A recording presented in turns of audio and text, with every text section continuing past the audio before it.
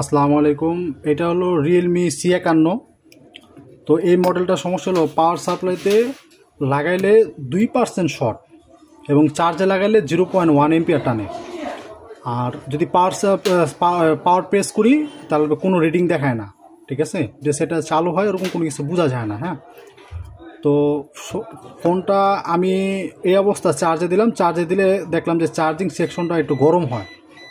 তো এক পর্যায়ে টিনটা উঠাইলাম, উঠানোর পরে আপনার এই বিপিএস যে কয়েলটা আছে বিপিএস কয়েলটা শর্ট দেখাইতেছিল এবং আশেপাশে দু একটা ক্যাপাসিটার শর্ট দেখাইতেছে এবং চার্জে বসালে চার্জিং এসিটা শর্ট দেখাইতেছে। তো আমি বিপিএস কয়েলটা উঠাইলাম, বিপিএস কয়েলটা উঠানোর পরে আপনার এই পাশে শর্ট এই পাশে শর্ট, তো এই পাশটা মূলত শর্ট ছিল। যখন আমি বিপিএস কয়েলটা উঠেছি এই পাশে শর্ট ছিল, এই পাশ থেকে ধরলে আপনার পাওয়ার সেকশনে এই যে এখানে একটা ক্যাপাসিটার আছে এই ক্যাপাসিটার শর্ট ছিল। তো আমি এই ফোনটা পুরোটা কমপ্লিট করছি। বিপিএস কয়েল উঠানো ছিল, বিপিএস কয়েল বসাইছি, এখন আলাদার মধ্যে শর্ট নাই এবং এই কয়েলটা শর্ট ছিল, এই ক্যাপাসিটারটা শর্ট ছিল। তো এখন আল্লাহর রহমতে ফোনটা চার্জ হইতেছে এবং চালু হইতেছে। আপনাদের দেখাই একটু, সমস্যা নেই।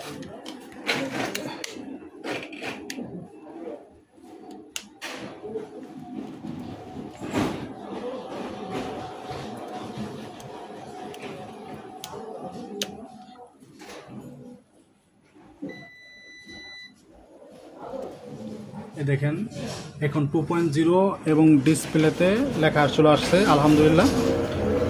তো আপনারা যারা রিয়েলমি C51 এই মডেলটা পাইবেন, যদি এরকম রিডিং পান আমার মতন, তাহলে এই পাওয়ার সেকশনে এই কয়েক ক্যাপাসিটিটা শর্ট হওয়ার চান্স আছে বেশি, তবে বিপিএস কয়েলের মাধ্যমে এটা নির্ণয় করবেন।